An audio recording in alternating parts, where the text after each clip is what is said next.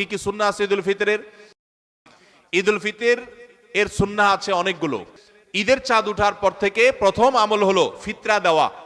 পরিবারের সবার তরফ থেকে গরিব অভাবী লোকদের কাছে, আপনার পরিবারে 5 জন হলে 5 জনের পক্ষ থেকে ফিতরা আপনি খাবার পৌঁছে দিবেন গরিবের বাসায়। এটা হলো প্রথম আমল। দ্বিতীয় হলো ঈদের চাঁদ দেখা গেছে, তাকবীর শুরু করবেন, আল্লাহু আকবার, আল্লাহু আকবার, লা ইলাহা ইল্লাল্লাহ, আল্লাহু আকবার, আল্লাহু আকবার ওয়ালিল্লাহিল হামদ। বেশি বেশি করে পড়তে থাকবেন। এটা পুরুষ হোক নারী হোক সবাই, পুরুষ একটু জোরে জোরে, মহিলা একটু আস্তে আস্তে। অবশ্য ওইটা ঈদগাহে আসার সময় জোরে জোরে পড়বেন, একইদে জোরে একইদে আস্তে, কিন্তু এমনি স্বাভাবিক অবস্থায় সাধারণ গতিতে পড়বেন, নারী পুরুষ সবাই যার যার মতো করে তাকবীর। এবং বিশেষ করে এই তাকবীর এটা জিলহজের প্রথম দশকে পুরো দশক ধরেই পড়তে হয়। যাই হোক, এই ঈদের চাঁদ ওঠার পর থেকে ঈদের নামাজ পড়তে তাকবীর আমরা শেষ করে পড়তে থাকবো। তৃতীয়ত হলো মেসওয়াক করবেন। 4 নম্বর হলো গোসল করবেন ঈদের দিন উপলক্ষে। 5 নম্বর হলো সুন্দর পোশাক পরবেন, যা আছে এর মধ্যে সুন্দর, নতুন হওয়া জরুরি না। 6 নম্বর হলো সুগন্ধি ব্যবহার করবেন।